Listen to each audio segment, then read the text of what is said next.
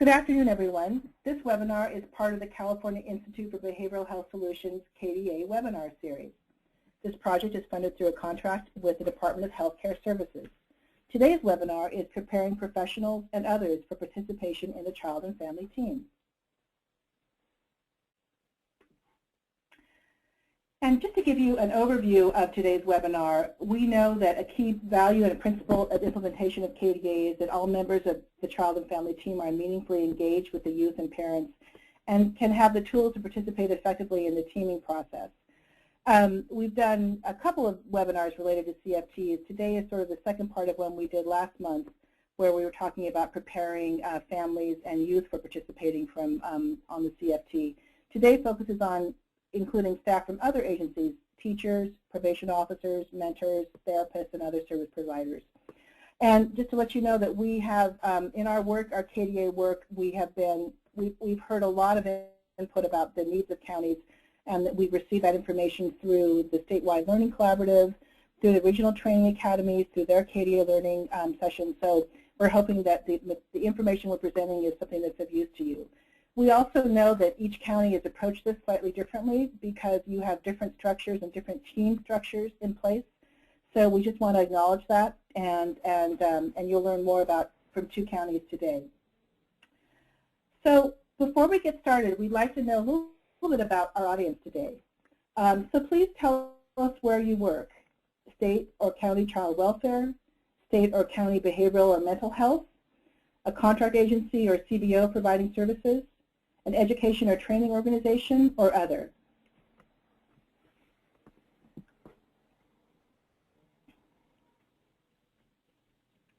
And we'll just wait a couple seconds while people do their voting here.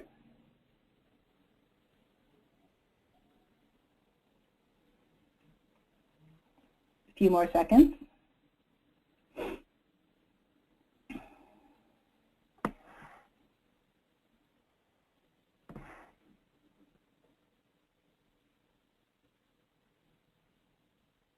And we're almost there.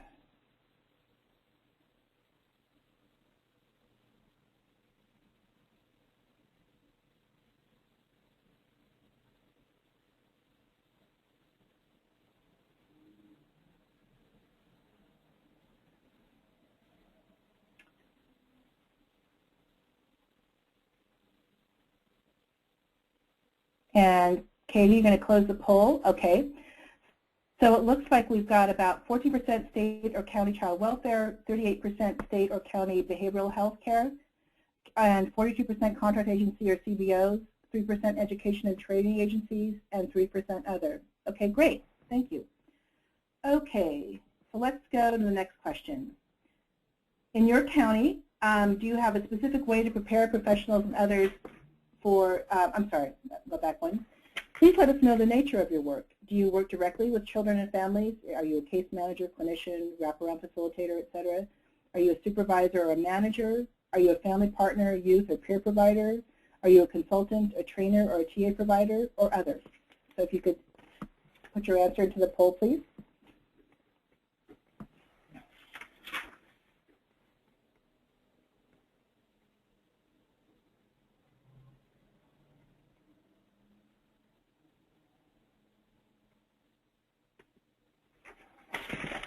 So the polling is in process.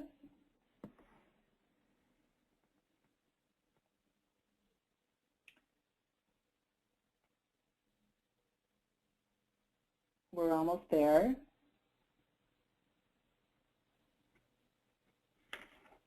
Oh, great. So it looks like we have a really good split. 46% of you work directly with children and families. 43% of you are supervisors or managers. 5% are family partners or youth peer providers. 2% are consultants or trainers or TA providers, and 5% are other. Great, thank you. Okay, and we'll do our final polling question now, which is, in your county or your agency, do you have a specific way to prepare professionals and others for participating in child and family teams? Yes, no, or don't know?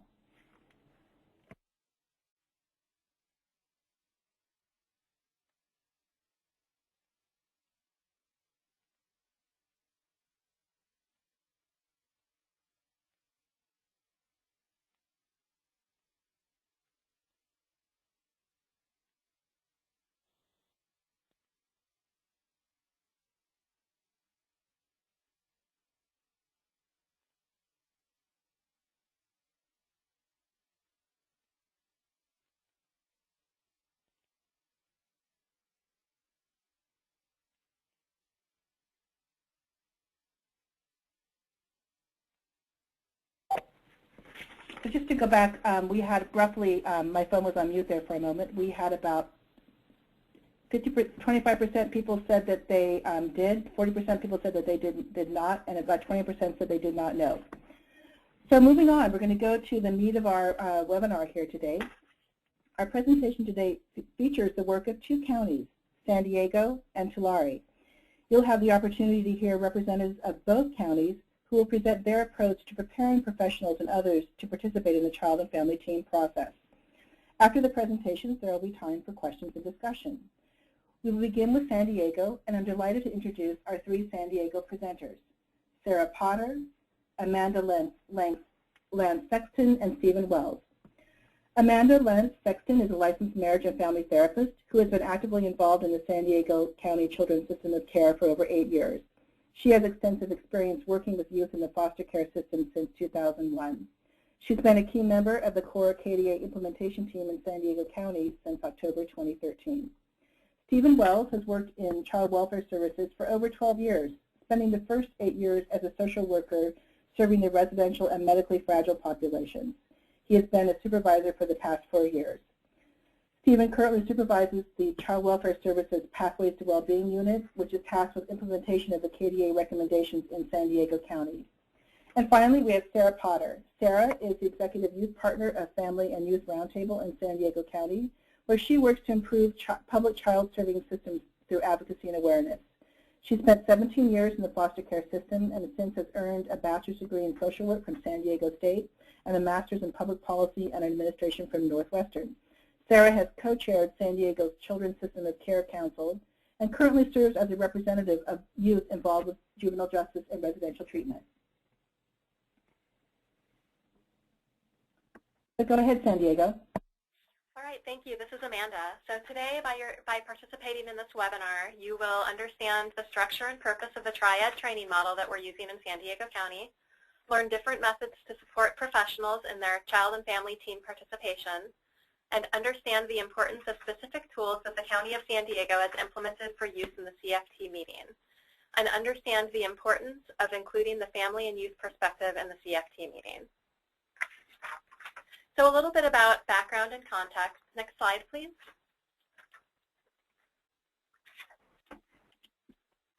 A little bit about the background and context of how we have implemented in San Diego County. Our initial work group was first formed back in January of 2013, and that included components from all of our key team members, which are BHS, Behavioral Health Services, Child Welfare Services, Family and Youth Roundtable. This is the County of San Diego's specific behavioral health services liaison for the child-family perspective, and probation and the training academy that we work closely with. CFT implementation began in September of 2013, originally on the behavioral health side. Then we went out and we trained our contractors to provide ICC and begin the CFT meeting process. And in 2014, Child Welfare Services designated staff began offering ICC for youth that are not served by a contracted behavioral health services agency. This is Sarah Potter, and I want to talk a little bit about how we've utilized Family and Youth Voice, which has been integral to the development and implementation of Pathways to Wellbeing as well as the CFT meetings. And what we mean by Family and Youth Voice is not simply consulting with family and youth, but rather building full equity, meaning families, youth, and systems professionals, in this case behavioral health and child welfare, have equal decision-making power and shared responsibility for the outcomes and implementation of Pathways to Wellbeing. So in the County of San Diego, we serve approximately, this is Stephen, by the way. In the County of San Diego, we serve about 4,500 youth. 2/3 of those youth are in open court-involved child welfare cases, and about 1/3 of those youth are served in voluntary services. And we work within a very large geographical area. It's a very large county with 6 regional offices, as well as a few centralized programs such as residential services and adoptions. So moving on to some of the challenges that we've experienced here in San Diego County.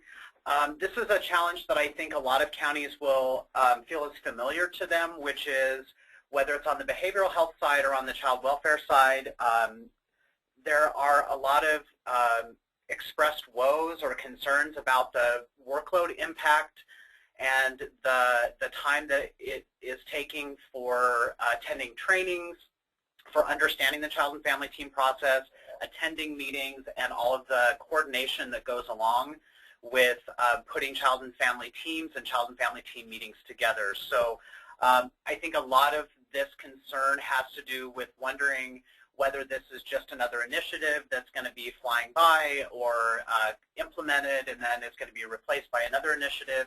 So we've had a lot of need for education and discussion about how important this is and how the child and family team aspect of the KDA lawsuit is here to stay and is going to be a part of our ongoing practice from here on out. The other challenge that we have is that providers and just the staff that we have in the child and family teams are having some difficulty adjusting to the differences between the child and family team model and the way that we're practicing, and having that be an upgrade to what has traditionally been a treatment team model, which is bringing all the players into the room and having it be a mechanism to sort of download information, talking about behaviors, talking about incidents, having some discussion about goal setting, but this is more of a dynamic process where it involves conversations between partners, and so there's a lot of concern about just getting the meetings done and meeting the compliance measures and making sure that meetings are happening, but what that also means is that some of the teaming aspects and some of the really great aspects that child and family teams bring are being a little bit lost in lieu of just trying to meet the compliance measures. Also, I think a lot of the cultural shift is switching from a behavioral description, having that be the focus, versus focusing on trauma, focusing on discussion of needs, and how the trauma and the needs fuel behaviors, and just really talking about what's going on with each youth in a strength-based way where it isn't just labeling behavior. And I think very similar to some of the staff workload woes, the youth are also kind of experiencing their own woes, wondering if this is just another meeting or another thing to do, not quite understanding that this is a different type of meeting and that they really do have a valued voice and can really help to set the agenda and tone. And this is particularly common with some of the older youth who have had their fair share of meetings and are sensing some burnout. And along those lines, on the behavioral health side, one of the major challenges that we've been facing with our contracted providers is that our contracted providers who are therapists have stepped into what the state is calling the intensive care coordinator. Our county is actually referring to it as a care coordinator. So they've stepped into the care coordinator role and are now trying to do a balancing act of how do I maintain this therapeutic relationship that I have with my client while also building this ongoing team and trying to facilitate and meet the needs of the team in terms of the facilitation. And that has been quite complex and has led into more training and a more intense training process for our providers. Okay, next slide, please. So we have a couple of additional challenges surrounding the adults in the room that are in attendance at the child and family team meeting. And by adults, that can be anywhere from parents to therapists to CASAs to social workers. And really, one of the major cultural shifts that child and family teams are bringing is really putting the youth in the driver's seat as far as determining the direction of the meeting, the intended purpose of the meeting, and really trying to put their priorities, their needs and wishes at the forefront of the agenda of the meeting. And so some of the adults are having some difficulty adjusting to kind of the I know what's best for you, let me tell you what I think you need to be doing sort of way of interacting with the youth, and really just finding ways to be supportive and allowing the youth voice without dominating the conversation. There tend to be some case management things that infiltrate the meeting that aren't necessarily a part of the child and family team focus. So it's finding ways to deal with other case management types of issues, finding a way to put them in a parking lot and put them aside and deal with them offline, and really making sure that the focus of the child and family team remains intact. Obviously, scheduling, I don't think I have to say much about this. Scheduling is always difficult, making sure that all of the important players are there and making sure that you can get everybody at the same place at the same time.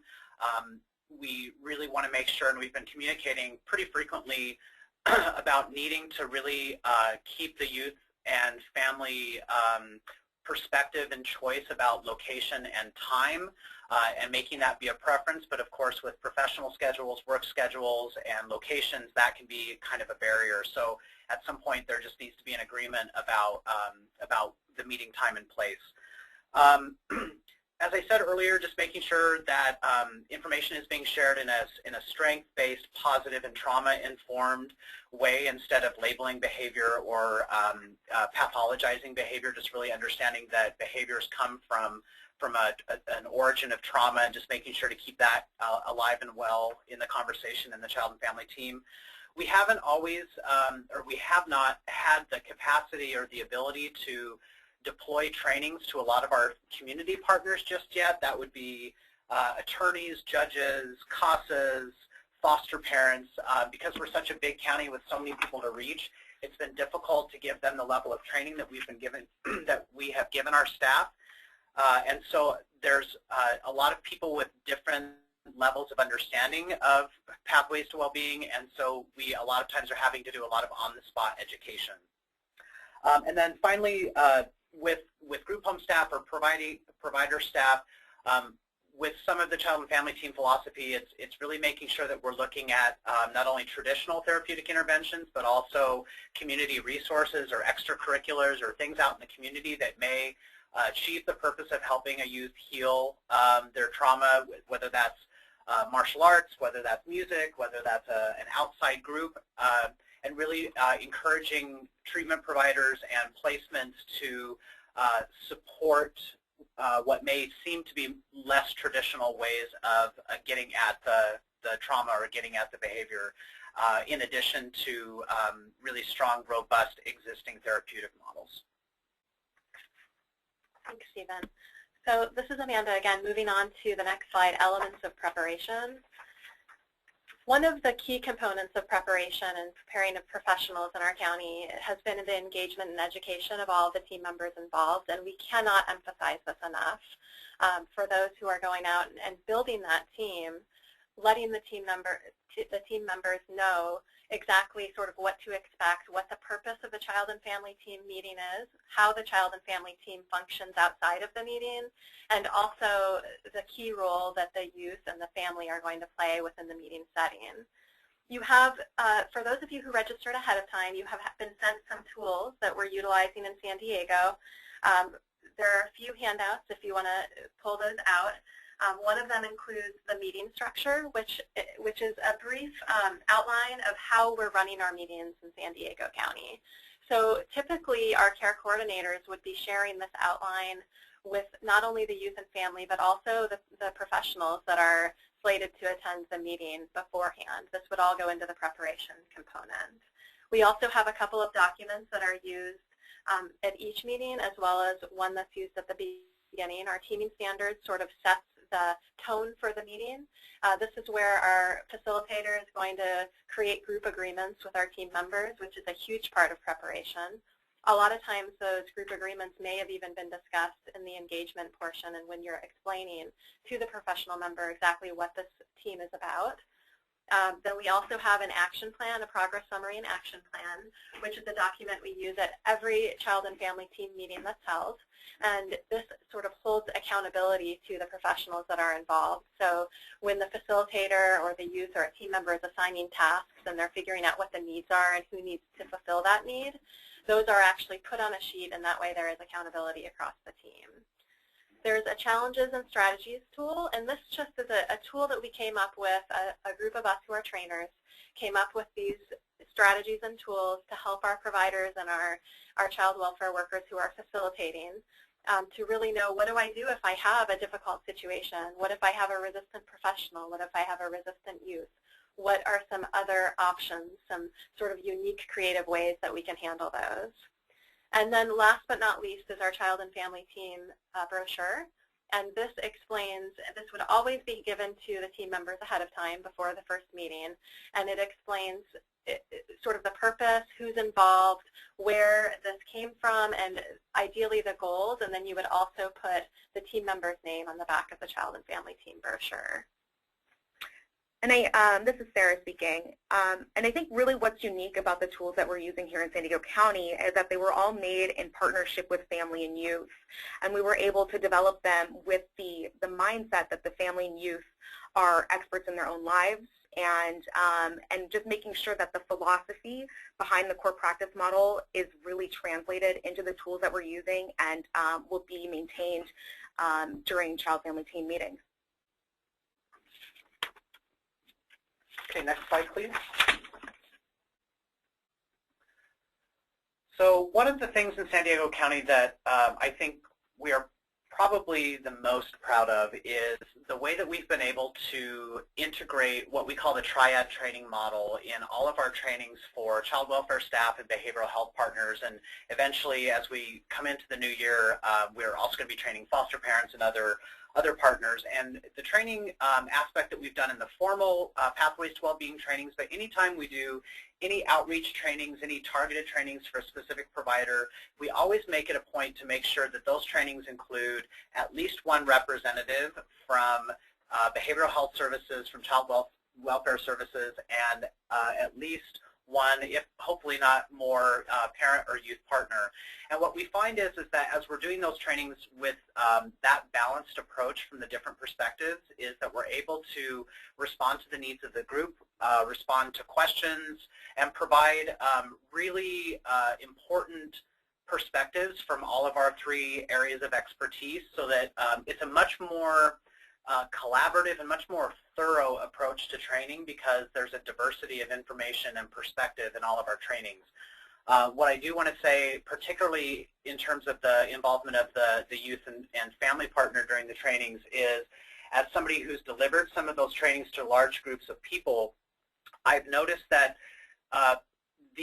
in every training that I've done, the most poignant moment in each training has at some point come from the youth and family voice, because they've been able to talk about either something out of their own lived experience or on behalf of a client that's received services, and it's really taken the theory and the sort of the aspirations and made it into something very real and very tangible for the audience. And so I'm very impressed with how the youth and family have been able to deliver the information in a really poignant way. So on the behavioral health side, we're not only doing the overarching trainings, which Stephen just spoke of, and the training triad model, the three different components, behavioral health, child welfare, and parent-youth perspective, we've also gone out and done program-specific support, because what we've realized is that how we implement what we're calling Pathways to Wellbeing in an outpatient program is going to look very different from how we're implementing it in a residential treatment program or in a wraparound program. And so we've created program-specific training so that we can go out and sort of provide some more guidance and be one-on-one with the providers as they're facing some of their challenges. We've also recently implemented a few focus groups, and we're starting off on the behavioral health side by pulling in some behavioral health providers and asking them to give us feedback and answer some questions about how is this process of implementation going for you. And that will include, the preparation of professionals, so that we're helping them to figure out solutions to some of these challenges that they have. We're then moving those focus groups over to child welfare. We'll be pulling in some child welfare professionals, and eventually those focus groups will move to the child and family, where we can pull the actual youth and families that are receiving these services in and ask them, how is it going, and how can we do things better or differently? What's really working well for you? Great. This is Sarah. And the last point on this slide is meeting with the youth to prepare them for the meetings, and letting them know that this meeting is driven by them and empowering them empowering them to participate. And this may include coaching them on how to set agenda items, voicing their concerns, developing ground rules for child-family team meetings, and identifying potential team members. I wanted to put in a brief plug for on the CWS side where we have gaps where youth are not being served by a contracted mental health provider. We do have 3 staff that are under my supervision, soon to be expanding to a total of 10 child welfare staff that are helping to fill the gaps in intensive care coordination where youth are enhanced services or subclasses, as some may call them. My staff has been able to fill care coordination gaps for those youth and also implement the mandate to provide mental health screening for youth. So we've been able to, since we have dedicated positions to do that, we've been able to really focus a lot on refining practice and really focusing on doing what we can to implement quality assessment in our meetings to make sure that we are really trying to stay faithful to the child and family team model. Some of the strategies that we're using to prepare professionals include the regular exchange of information, everything from data to figure out who needs to be screened, and some of the mental health information that obviously is going to need to be exchanged across systems. Currently, we have some behavioral health staff that are co-located with child welfare services 2 times a week in order to create better relationships and partnerships across the board. And I am actually one of those staff, and it's working very, very well. And it really helps us to keep those lines of communication open. It's one thing to say, oh, I'll give that person a call later or send an email. It's something completely different to be in the same workspace as the group that you're communicating with, and it has been quite beneficial for our county. So some of the care coordinators in the unit that I supervise, now that we have a few months under our belt and we have begun to build stronger relationships with placement staff and with therapeutic staff, we've been able to have sit-down one-to-one meetings with those staff to talk about how is this process working, how is it working for the facility, how is it working for the coordinator, what seemed to be, what's working well as far as the products of the meetings, but also talking about, again, a lot of quality assurance, a lot of refining collaboration and figuring out how can we upgrade even the upgrades we've been able to establish and just really try to keep an eye on strengthening relationships.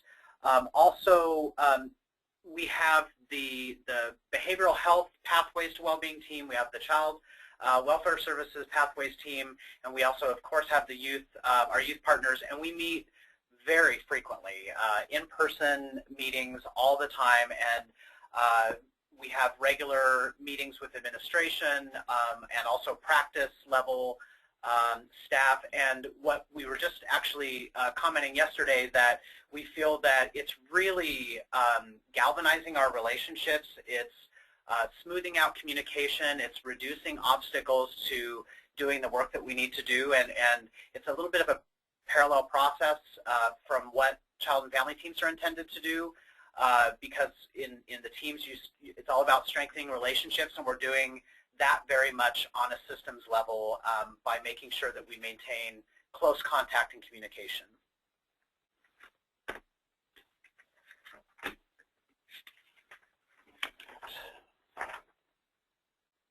All right, so next slide, please. So just a couple of other tips. We have been, my care coordinators have been working very hard to remind child welfare staff to inform all team members, including the care coordinator, whenever there are other types of collaborative meetings, such as TDMs. We have another process called permanency roundtables, where we focus on legal permanency for kids, multidisciplinary teams, and any other meeting where the youth is discussed, because we want to make sure that there's continuity in planning, continuity in information, and to make sure that one set of goals from one meeting do not cause conflict with another set of goals from another meeting. And just, there's a lot of sort of institutional knowledge that is shared, which I think provides a lot of continuity in case decisions. We've also been able to offer what we call a mock CFT to certain providers who have identified an additional training need, where we've been able to, again, have behavioral health, youth and family, and also child welfare staff actually conduct a mock child and family team meeting and show them the meeting structure and show them how we envision the child and family team being most successful. And then there's a process of debrief and question and answer to make sure that we continue to focus on skill building with some of our partners. Excellent. And one of the newer strategies that we're looking at utilizing are family and youth support partners to engage team members.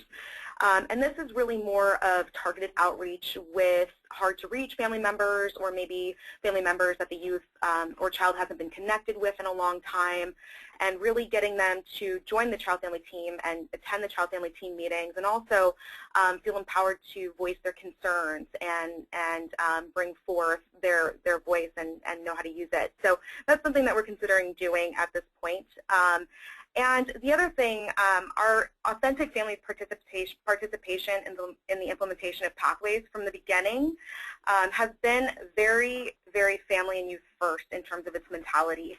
And so by the time professionals enter their first CFT meeting, they understand its distinction from other meetings, as well as the philosophy behind the core practice model, which really holds that family and youth are experts in their own lives. Slide, please. So what are the benefits that we're seeing in San Diego County from using the strategies and the steps that we've talked about today? One of the major benefits we're seeing is that the family involvement is increasing. And that means more family members are coming to our child and family team our child and family team meetings. It means more family members are stepping up to the table and feeling more comfortable to be around the professionals that are providing services, be it the child welfare worker or the therapist.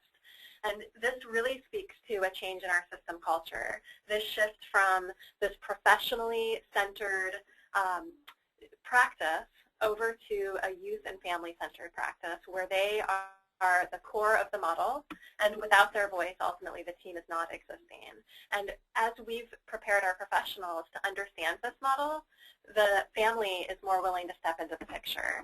Obviously, the feelings of empowerment go hand in hand with that, so our youth are feeling more empowered.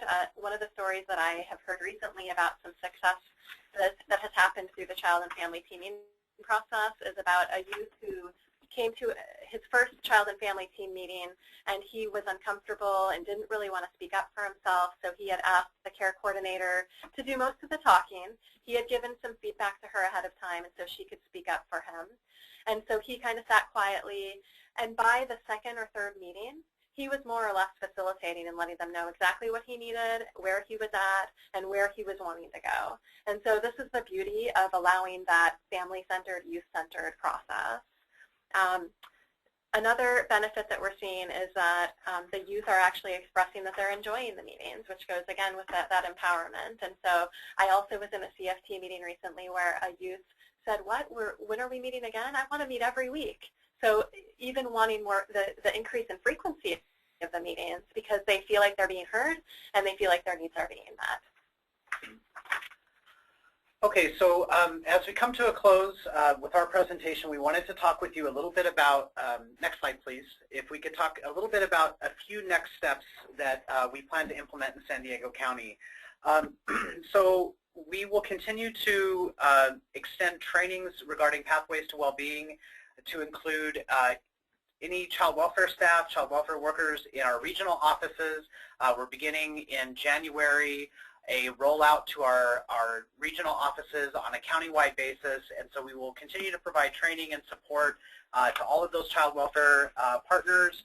We will continue to reach behavioral health contractors in those regions and continue to provide skill building and support for them. And then also, as I said earlier, we're going to provide additional training to foster parents, CASAs, legal partners, educators, and any community members that may find themselves invited and involved in a child and family team meeting. We're also, as Amanda mentioned earlier, going to continue to organize focus groups. We consider this a dynamic process that is constantly under revision and development and augmentation, and we do that based on really taking a look at what are the things that we're doing well, what are the worries or obstacles we've come up with, and what are the things that we need to do to continue to upgrade our practice. And so we want to do the focus groups, again, with behavioral health providers, with child welfare, and then also with our family and youth partners to make sure that the things that we're implementing and the practices that we have going on are at their optimal. We want to continue the development of an e-learning that will serve as a refreshing resource in case anybody needs a little bit of a memory jog or just a reminder about some things that they can do to implement child and family teams, and just as an ongoing touchstone in case anybody needs any additional training. And then finally, we are looking to launch Pathways to Wellbeing website that will provide just general support regarding processes, procedures, frequently asked questions, and links to various forms and resources, just as a way to continue to deliver information that is really necessary for providers to be able to feel like they have the tools that they need to do their job delivering child and family teams. So with that, the next slide has our contact information for Sarah Potter, Amanda Land-Sexton, and myself. So please feel free to reach out to us if you have any questions or just would like to communicate about what's going on in your county or get some ideas as far as what's going on here in San Diego. We're more than happy to provide any support to anybody on the call today. Great. Thank you so much, Amanda, Stephen, and Sarah. A really great presentation. I think you're doing some really innovative things that we appreciate you sharing with the rest of the state, and we really appreciate you sharing your tools with us. And you really gave us a good picture of how San Diego is engaging team members for CFTs. So with that, we're going to move on to our second presentation from Tulare County. And I'm going to introduce our group of presenters. We have Tim Zavala, who's a licensed clinical social worker. Tim has worked with Tulare Youth Service Bureau for the past 16 years and is currently the clinical director. He oversees the various specialty mental health services provided by the Tulare Youth Service Bureau, including a countywide sexual abuse treatment program, a parent-child interaction therapy program, an equine facilitated psychotherapy program, and a Pathways to Wellbeing program. We also have Natalie Bolin, a licensed clinical social worker and program manager within Tulare County Child Welfare Services. Natalie has been instrumental in establishing standardized trauma screening in child welfare and the implementation of pathways to mental health services in the KDA core practice model. Milia Mahfoud-Staggs is a licensed marriage and family therapist who has been working with children and families with Tulare County Youth Services Bureau for 3 years. For the past year, she has been facilitating CFT meetings across the county, assisting high-need families with accessing more supportive services. And finally, we have Sandra Ruiz, who is a licensed marriage and family therapist and is the full-service partnership program manager for Tulare Youth Service Bureau. She is responsible for facilitating child and family team meetings and supervises the provision of intensive home-based services, or IHBS, to Tulare County. So go ahead, Tulare. Good afternoon. This is Natalie Bolin, and I'm going to give a quick background and context within Tulare County. The KDA Planning Committee convened in May of 2012, and this was already an established group that we were meeting on a monthly basis already, and we just kind of added the KDA implementation to this meeting. And this included managed care staff, CWS program managers, mental health provider directors. We included clinicians from the different clinics as well. Tulare County, in child welfare, we began screening all of our children in October 2013, and we did our full back screen beginning in October. And the initial KDA referrals to mental health began coming over to the clinics in December of 2013.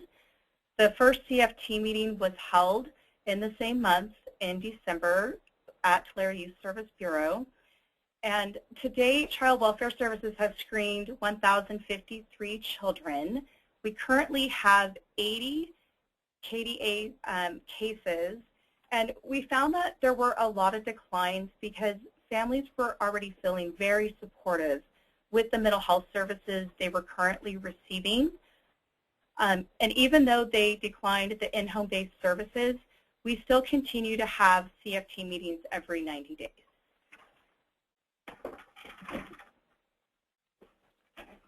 Okay, next slide. This is Tim Zavala.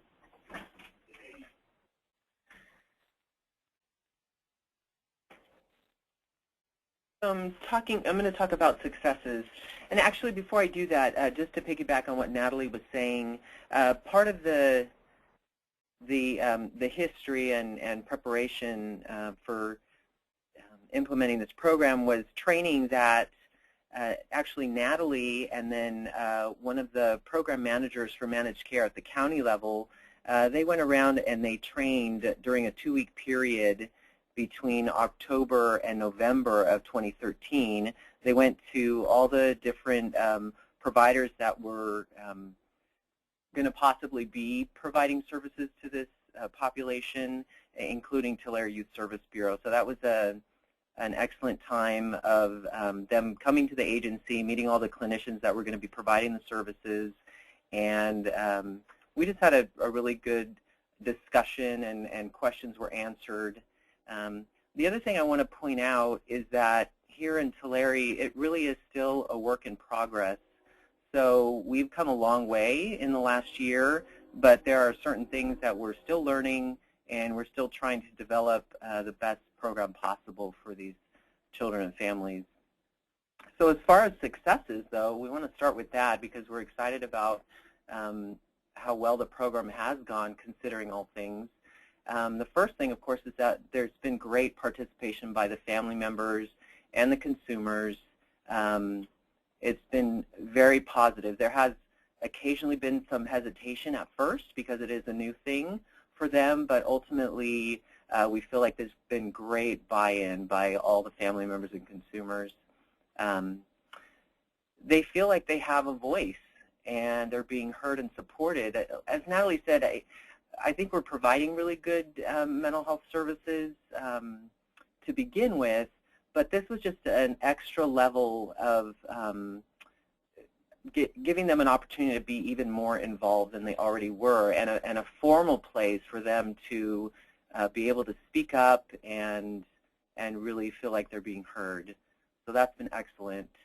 Our CFT members really feel that the plans being developed are relevant and useful. Later on, Amelia is going to talk about the CFT plan that we have, but within the CFT meetings, the clinicians are developing or updating the consumer wellness plan. So most of the kids were already receiving mental health services, so they already had treatment goals established. They're bringing those into the CFT meeting and then adding to that and really refining those to identify what is most important at that particular moment for that client and family. So that's been good.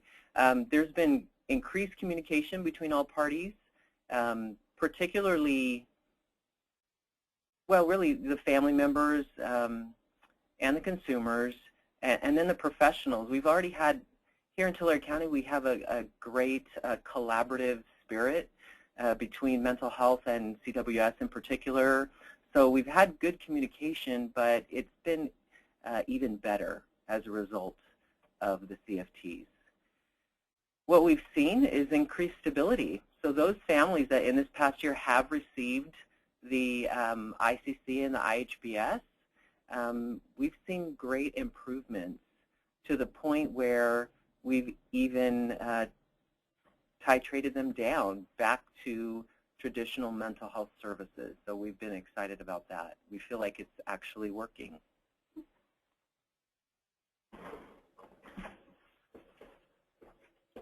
Hello, this is Sandra Ruiz. Next slide, please. And I'm going to talk a little bit about the challenges that we face here in Tulare County. Some of those challenges obviously are the coordinating the schedules between professionals, family members. And it's been very difficult at times to make sure that all parties are able to attend those meetings, making sure that we are able to provide those meetings where the family needs them, as we know that we can provide the services in the home or in another community, another office. So trying to accommodate all those needs, trying to make sure that everybody is aware of where we're going to have this meeting and make sure that they are able to meet at certain times. and especially on the certain time frames, which is the next one, making sure that we have those meetings at those time frames. And when we have new cases coming into the agency, we have about 30 days. So that gives us a little bit of flexibility to play around with different parties. But when we have some transfers that are coming from other agencies to our agency, we only have about 2 weeks. So that really challenges a lot to make sure that all parties are able to meet within those two weeks. So that's definitely been a challenge for us. Initially, one other challenge is selling the program. As it was developed in the state level, we, as an agency, did not quite understand what we needed to provide, what kind of service, and then having those CFT meetings and explaining this service to a family when we initially didn't know what it was about. So that was definitely very challenging for our families and for the professionals presenting, especially the facilitators. Nowadays, we kind of have a better picture, definitely, of what we're gonna do and what is this program is about. So definitely, families know what to expect. Some other challenges: families are overwhelmed. They're receiving services from other agencies, wraparound, TBS, different agencies on top of therapy. So this is another thing they need to do, another meeting they need to attend. So it can be very overwhelming. And with that note, actually, we have families that the parents are Spanish monolingual speaking parents, so they have difficulties understanding the concept. So having definitely the bilingual component, I am bilingual, so I'll be able to help translate and making sure that both parties, foster parents and the professionals, understand and they can explain each other better. Another challenge is right now, about a year ago in October 2013, we became a web-based electronic health record system. We integrated that into our clinic. So that has really challenges because as we have CFTs in different settings, including the home, we need to access those records and make sure that we have all the paperwork ready for the family so we can initiate service. So that's definitely been a challenge for our agency. Nowadays, we have hotspots that therapists go around, the facilitators go around, and they can be able to access those, that system in anywhere they are in the Tulare County. And the final and the most, I want to say the most challenging one has been the final decision. We have these meetings, we have all the parties involved, everybody's sharing concerns, strengths, needs, goals, but then who makes the final decision? And that's definitely something that we're still working on. And we really make sure that we hear the youth, the family, and that's our priority at this point, making sure that they do understand and that's what they want to do. But it's been challenging because clinicians or the clinical component has a treatment plan to follow, social work has a treatment plan to follow, probation. So everybody has a treatment that they need to follow, but then who makes that final decision? So that definitely has been a challenge for us.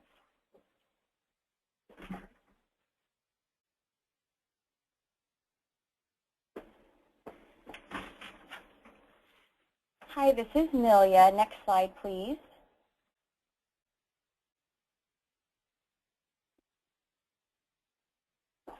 Great. So I'm going to be talking about some of the solutions to the challenges that Sandra talked about. And like we talked about, I heard San Diego talk about this as well, is how do we schedule between everyone's schedule and the CFT? And so what we are doing here at Tulare Youth Service Bureau is we designated a support staff to be in charge of scheduling and contacting every person that's in the CFT to invite them to the meeting. And here at the agency, this support staff is really the head in just figuring out the best time for everyone to meet. We kind of give a few times that we're available, especially for me as a coordinator, and then with the clinician at our agency, and then with the most important people, the family. She also invites the social worker as well, so we have all the voices present. And typically how we schedule is, because we're a mental health agency, we often schedule the CFT meeting during the time slot that we regularly see that client. And that's been helpful for our families to not have another meeting to go to in addition to their busy schedules. Another solution at our agency was educating all the clinicians the benefits of CFT, because we know that it can be difficult putting another thing on our schedule. We really want to make sure that the professionals at our agency understand how beneficial this meeting is for our family and getting the consumer the best services possible. And Sandra and myself are the two coordinators at Tulare Youth Service Bureau to facilitate the CFT meetings. That way we can be an objective voice helping to run the meeting rather than the therapist feeling like he or she has to take a certain side, the social worker. The coordinator can just be the one who's in charge of writing up the plan and getting all the voices heard as an objective person. A solution for us has been being patient with the process. We know there's no set time frame from the state, but we also placed like a 30-day, as Sandra said, a 30-day with new KDA Pathways to Wellbeing clients, or a 2-week time period for transfers. And at first we were like, how do we make those numbers, and putting all this pressure on ourselves? But really a solution is giving yourself grace, being patient with the process, educating the professionals to do the best that they can with the resources they have at that time, and just kind of creating a system that works for your agency is what we did, and it's really worked well. Another solution is being attentive to the family's needs. As usual, we want family's voice and choice as our priority. And a solution for us is, you know, in the meeting we want to get it done, we want to offer them services, we want to determine the intensity of the services, but a huge solution is just being aware that the family and consumer are already overwhelmed, that it's hard for them to engage. So just really listening to what they need has been helpful for us to slow down rather than focusing on the schedule, and just sitting with the families and communicating with the social worker and the mental health component, and just with the families to see what they need.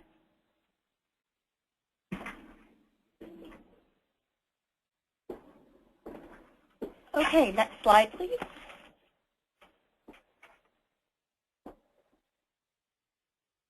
So this is Natalie Bolin, and I wanted to touch on the collaboration between Child Welfare Services and Behavioral and Mental Health and our partners. And I can't emphasize enough how important it is to have good communication between mental health and child welfare services, because we know that with increased communication means better outcomes for our families. In child welfare, we have a designated mental health liaison position, and this position has been around in Tulare County for about 5 years. This person regularly communicates with the clinics. She will go out and do site visits, hold collaborative meetings with mental health. If there's any questions that come up with child welfare about, hey, how's treatment going, or I really need help getting a hold of a therapist, can you help me out, or I need to know the child's progress in treatment so that I can put that information in my court report. All of those questions funnel through the mental health liaison. And then on mental health side, if they have questions about child welfare case, hey, how are the parents doing on their case plan?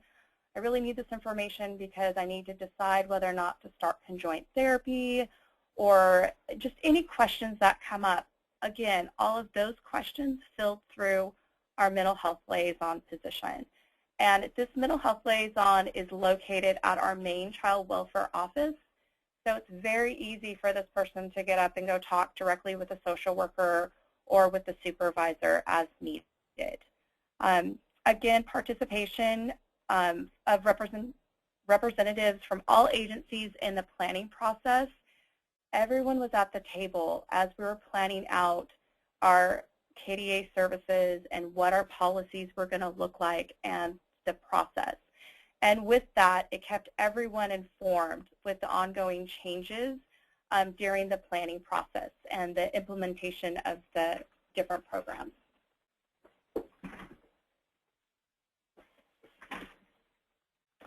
Next slide, please. This is Tim again. So now I'm going to talk about actual strategies for preparing the professionals to participate as effective CFT members, and I'm going to focus right now on the mental health professionals. So this is fairly easy for us because the mental health professionals are all my staff, and they're in my building, and I get to see them day in and day out, and so that's been pretty easy.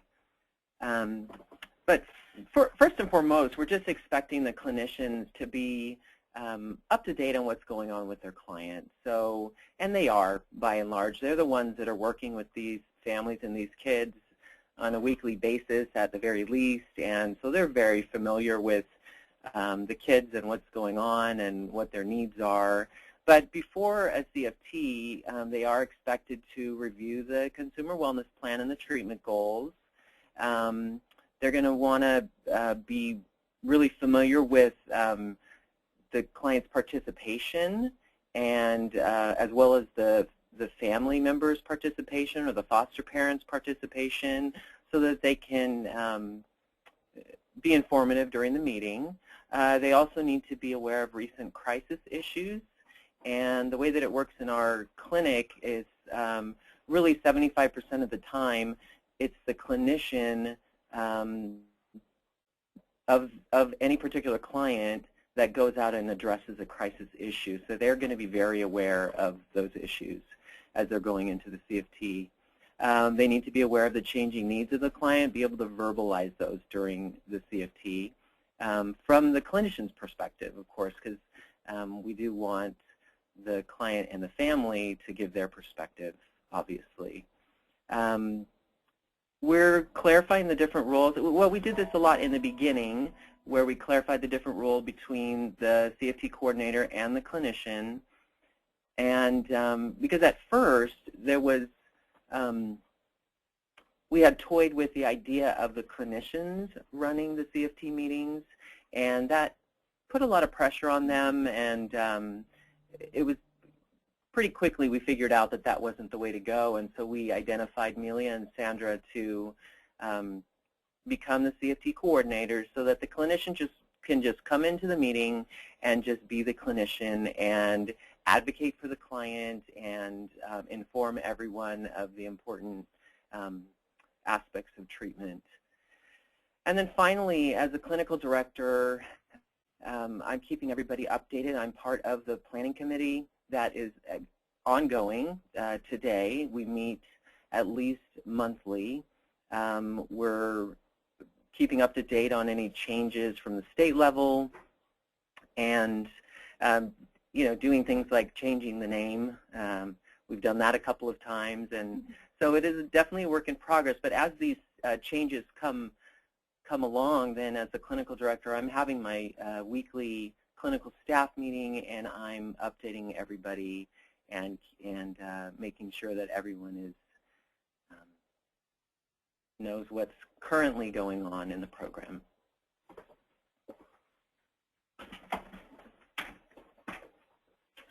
This is Sandra again. Next slide, please. And I'm going to speak a little bit about prepping other professionals. As Tim mentioned before, he's in charge of the mental health component. And my role, or what we've encountered, what had helped definitely has meet or make contact with other professionals prior to the CFT meeting and explaining what is this about. As supervisors for the case managers that also support the CFT meetings, you know, I explain, they are aware they're present, but they also pass information to teachers, or they have more contact direct with other people that can be involved in the CFT, so they explain what the service is about. So definitely, like I said, just make that contact with that other professional before our meeting. And then with that goes the clarifying the purpose of the meeting. Definitely we want to make sure that all voices are heard, that everybody gets the time to share and express, you know, from the strengths and what's working to the difficulties, concerns, and challenges there have been in the time from we meet the first time until the next CFT meeting. Also, clarifying the importance of participating in regards to this child specifically. So they're there for that child, and this is also very important because we also have the confidentiality issues. But as as they are part of this, they know that this is only specifically for the support of the behavior, especially if they're having some challenges at school. That's what they're there for. That's the main reason. In addition to that, encouraging the professions to share information. So at this point, as I am one of the facilitators here at Tulare Youth Service Bureau, I make sure that everybody on the table, they share what they need to say. I hear, what have you seen? What are your concerns? And we go from, social workers to foster parents or parents, the child, teachers if they're involved, and other professionals. So everybody gets to share what they've noticed, what have they seen, what's working, what's not working, what's helpful or not.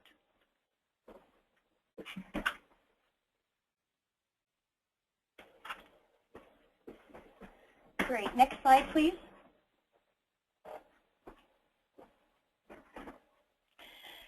So I'm just going to quickly go over our child and family team plan as we have it. And it's borrowed from the RAP model. And so right now we're in the process of modifying it to really meet the needs of our families and to make it more effective for what we want. So I'm just going to go over each page quickly to show you what we have for now. And so this is the form that Sandra and I would fill out during a CFT meeting. The reason why I think it's pertinent that we use a form like this is so everyone has a voice and we can really communicate what the child needs. So he or she can get the services that she needs to get better and to increase functioning. So the first page is just everyone signs and who was there. And then the next slide is, can you go to the next slide, please? Sorry. So there's 12 different life domains, and we can really hit on which one the need is for each life domain and a goal would be. And one of the things we're going to modify is separate the boxes out for needs and goals because we're realizing those are two separate things for our families. Oh, and of course the top is a family vision statement, which can really just capture what the family is about. And it's another way to direct that it's the family's voice that needs to be heard and not meeting the needs of mental health services or CWS or whatnot, but it's really about the family. There's a date of implementation, which is typically the date the meeting is, and then a date of completion to kind of hold everyone accountable of what we're looking for. And then the last page is, so on the next slide, there's the list of all the family strengths, which is really going along with the core practice model of being a strengths-based model, where we can highlight the things that the families are already doing well without services, or what is their internal resources in a way. And this part's the most fun to do with families because then they can just really speak to the things that they enjoy, the things that they do well, and really empowers the client to realize, yeah, even though I have a lot of services, there are things that my team does well, my parents do well, or my teacher does well with me. And we're hoping to move this page actually to be the second page so we can just highlight the strengths first and then go on to the needs of the family.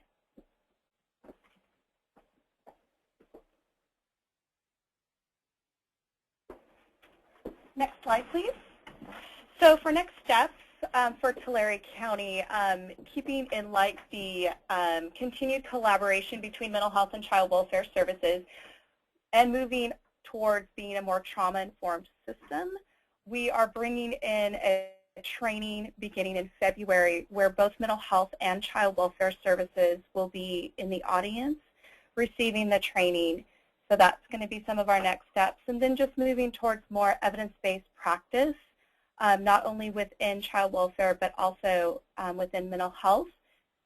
We're also working on involving our parent process, our parent partners in the process. And so that's going to be a goal for us this next coming year.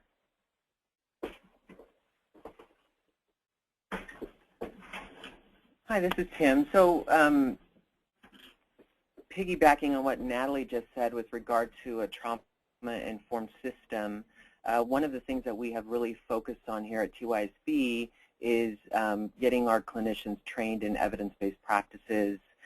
In particular, out of 40 clinicians here at my agency, we have about 36 trained in EMDR. Everyone is trained in TFCBT, or trauma-focused cognitive behavioral therapy. The majority are trained in DBT, dialectical behavior therapy, and then we have a a robust team that is trained in PCIT or parent-child interaction therapy. So all of these evidence-based practices are available to all of the children and the families in this program. And I think having the clinicians trained in them, they're coming into the CFTs feeling a lot more confident in the interventions that they're providing and what they have to offer to the family and the child. As Amelia said, we're working on revamping the CFT plan. So that's a work in progress, and we'll be getting that done. And then the last thing is developing a brochure so that we can help to educate the families, and in particular, I think the other professionals about the program. I think that would be a great way to assist in that. And I think that is it. So our final page has our information. Contact information. So if anybody has questions, please feel free. We'd love to answer questions or be supportive as you develop this program. Great. Thank you, Tim, Natalie, Amelia, and Sandra, for a really interesting presentation, and we really appreciate you sharing the tools you've developed, and I think you're doing some really innovative work. So thank you for sharing that and to help us help other counties in the state implement KDA. So at this point, we are going to transition to questions. And Katie will read questions that have been entered into the text box aloud, and then we'll be entertaining questions for both parts of the presentation. So type your question if you haven't already done it, and then we'll let one of the presenters answer the question. So Katie, do you want to go ahead? Sure.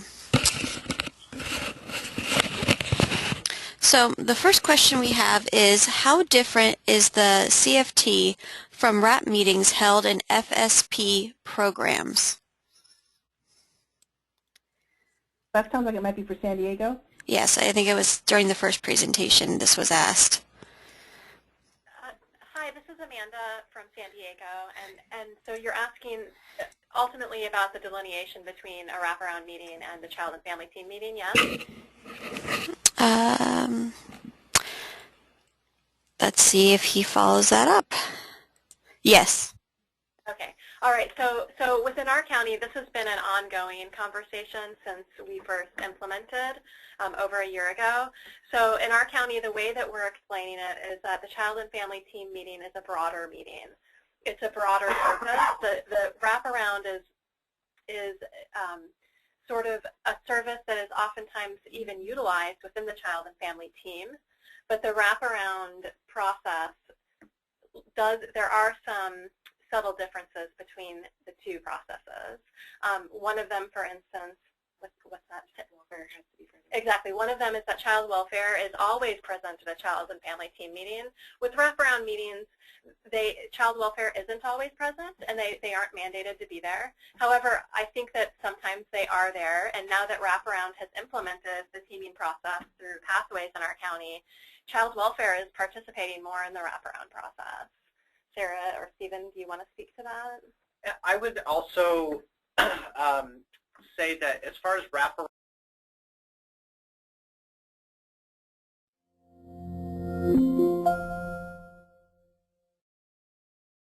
child and family team meetings are, again, I agree with Amanda, a lot broader in the sense of that it's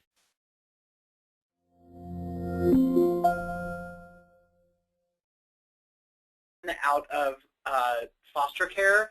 So I think the difficulty in differentiating the two meetings is understanding that there's a great deal of overlap. And so they do end up feeling very similar because some of the philosophies and some of the ways the child and family team meetings function are similar. So I think that's why it's hard to tease apart. But child and family teams are meant to accomplish a larger, more long-term purpose, because the idea of teaming for any youth with an identified mental health need, as long as that identified mental health need persists, the idea of teaming persists, versus having a limited time where service is meant to be delivered, like in wraparound. Excellent. Thank you. All right, the next question is a little bit long. I'm going to simplify it. This person has been doing the work for about 1 year since the implementation in January 1st, 2014, and he has found that the simplicity of the meetings allow for greater participation and less confusion from clients and parents. He often feels that providers are more versed in KDA than CWS and wants to know, is this a common problem in other counties?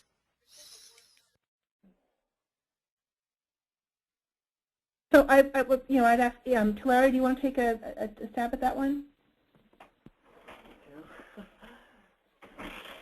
So just to kind of clarify a little bit, is he asking more about the roles of the social worker and the ICC coordinator and the family in the CFT meeting?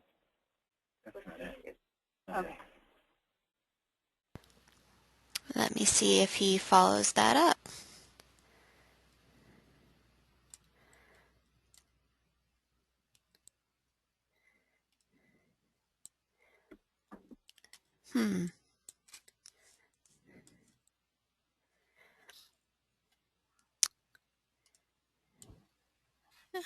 It is not being followed up. Oh, ICC and therapist are often the same person in their county. Okay. So in Tulare County, they're two separate individuals because there was a struggle with a therapist facilitating a meeting and wearing two different hats, being the facilitator and then being the therapist. So we solved that problem by having it two separate people in Tulare County. Great. Thank you. All right. This county has numerous clients being placed from neighboring counties with KDA needs. How does your county solve these cross-boundary issues? That's a question we all often get. San Diego, do you want to start? Sure, we can start with that. So that's a pretty complicated issue that we're still currently kind of dealing with because ultimately we started our teaming process with kids that are in county. Currently, though, what we're doing is encouraging communication across counties, so figuring out, we do have some of our kids who are placed at higher-end treatment facilities out of county. We do actually have those providers providing ICC services. And so working with the social worker who's going there to visit with the CWS worker who's going there to visit with the youth anyways. So that's only a handful. We're still kind of getting to the rest of the kids that are out of county and that need identification. At this point, we're working on the kids who have been identified as San Diego County dependents and leaving it up to the county of origin to figure out how exactly that's going to be dealt with across the county. So we're kind of working on right now figuring out our out-of-county kids. And we're willing to work with other counties to figure out if we're providing services for another county's youth in one of our contracts, we're willing to kind of work with them and figure out how we can share that responsibility. But I have to say there's a lot of gray area, and there isn't a hard and fast rule that we're utilizing at this point. Thank you. Tulare, do you want to comment on that too? Yeah, so kind of the same. We are dealing with that. It can be complicated, but I would say that the answer to the question, it depends on the county of origin for us. So we obviously work with kids that have out-of-county Medi-Cal, and so we'll just communicate with that county and make a decision together on who's going to provide the services. So there are some counties that are very close to us, and we can travel to the child depending on where he or she is placed and provide the services. The ones obviously that are farther away, we've been able to agree that they would provide the services. Thank you very much. The next question is for Tulare County. How do you structure your designated coordinators into your staff? Are they full-time? And how many identified teams are they working with at any one time?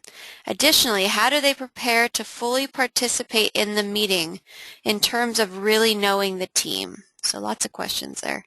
Yeah, okay. So the first one is, okay, so they are both Sandra and Melia are full-time. No, I'm sorry. Sandra is full-time. Amelia is, she's actually what we call job share. So she works 24 hours a week here and shares a position with another 24-hour person. One of her primary responsibilities is to be the CFT coordinator. So she has a small caseload as a clinician, and then she's available to facilitate the CFTs during the other time. Sandra is a full-time program manager of our full service partnership program, and all of the KDA or Pathways to Wellness kids fall under that umbrella. So she's actually overseeing all the IHBS, she's over all the rehab specialists, and she's also coordinating the CFT. So she's got a lot on her plate, but she's doing a great job. Because it's all happening within house, in our agency here at TYSB, they're very familiar with the other team members. We have a great team. We have great collaboration and camaraderie.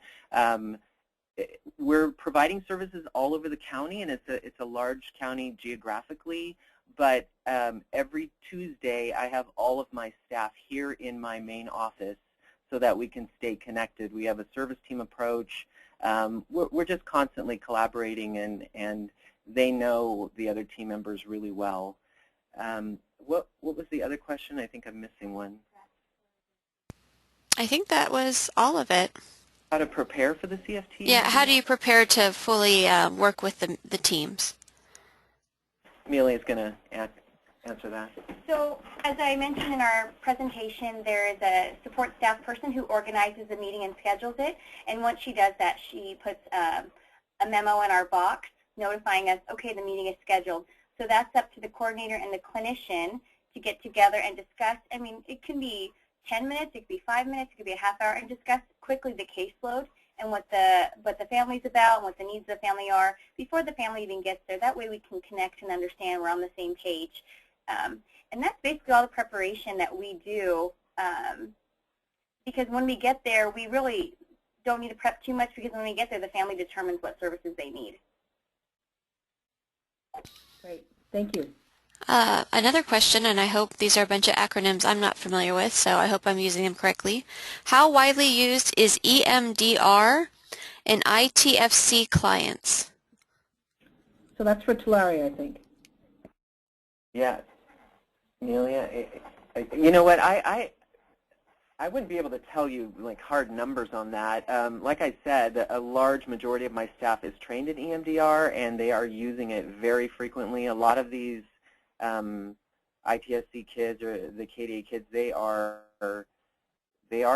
coming from a trauma background, and so I would say that, I don't know, I would say a majority of them are receiving some type of EMDR if it's appropriate. Obviously they're doing the screening and they're determining if that's the right intervention for them, but I would say a lot of them are. Thank you. Great. Another one for Tulare. This person works for a CBO and they don't have a family youth partner. Do they need a family youth partner to hold a CFT meeting? Yeah, we don't have a family youth partner, unfortunately. That is something that we are looking into. So no, I mean, the requirement is that the child be there, the parent, guardian, the clinician, and the CWS worker. That's the bare bones of who has to be at the CFT. And then, of course, we invite other professionals and other people that are considered supportive to the client. But at this point, we do not have a youth partner. San Diego, do you want to address that? Yeah, this is Sarah Potter, and I'm a youth partner, so my answer is probably a little bit biased. But I think that family and youth partners are really going to be integral to child-family teams, especially going forward.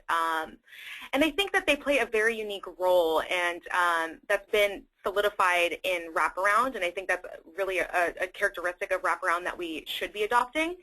And they can really engage the families and youth who may be hesitant to participate in CFTs. And they also, I think, will help with some of the the objectives that the CFTs determine, because a lot of it is going to be not necessarily based in treatment. It might be connecting the family and youth to community resources. It might be making sure that a child gets, put on a soccer team or finds extracurricular activities, and they can really kind of help fill in those gaps where professionals may not be appropriate. And this is Stephen. I want to echo all of Sarah's comments, as well as saying that there are just certain messages and certain sort of conversations or interventions that are just simply best handled by youth partners. Tulare had mentioned, and we have very much the same struggle sometimes trying to engage youth and families to talk to them about how these meetings are different, how they can profit from the child and family team process.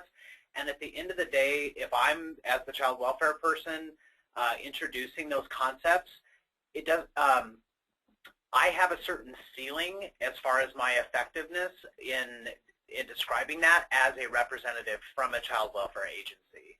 And so the youth partner has a particular perspective and kind of, I think, can anticipate what the needs are of the youth that's having trouble buying into the process, and to be able to speak from a place of lived experience and credibility, so that because when I'm talking about as a child welfare agency person, there's a certain presumed perspective or agenda that they believe I'm coming at them with, and trying to sell this meeting as if I'm selling every other meeting that maybe we've introduced in the past. So I think just having that that tool in our toolbox, it doesn't mean I'm not going to be successful in all engagements, but when I know that my professional title may be a barrier to that engagement, having that youth and family perspective is really, I think, going to bust that barrier, because the idea is to get the youth to the meeting and to have them bought in. And so if that is done best by the youth partner, then that's, I think, one of their best utilizations. Thank you. This next question is directed at San Diego. In Humboldt, ICCs are mental health case managers, and we coordinate the meetings. Social workers facilitate. How is San Diego doing it? So in San Diego, numbers-wise, a great majority of the youth are being given or are being provided intensive care coordination through their mental health providers. So any youth who is involved with the county contracted mental health provider is receiving ICC through that therapist. In situations where kids are enhanced services, but they are in a placement or in a facility that does not have a county contracted mental health patch, that falls on the child welfare staff that are under my supervision. So my care coordinators basically fill the gaps of any enhanced services kids that are not served by a county contracted mental health provider. And within our county, the care coordination actually is, the components of that are the facilitation and the building of the team, the provision of the ICC services.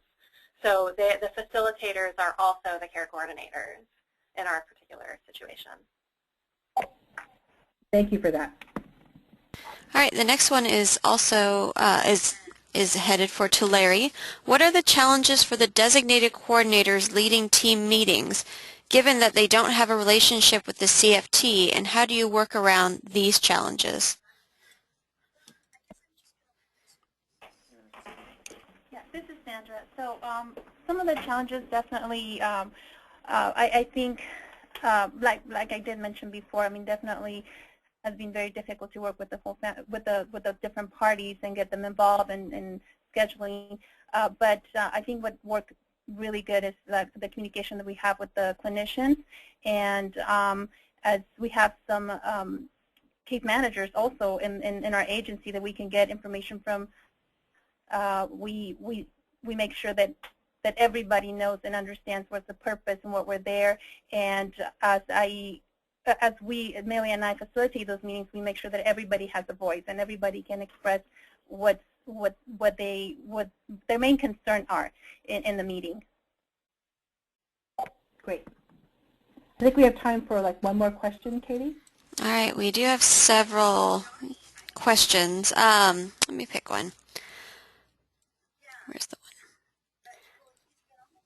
For both counties, do you see the value of a representative from the county's Child Abuse Prevention Council to be present at CFT meetings? What do you see their role being?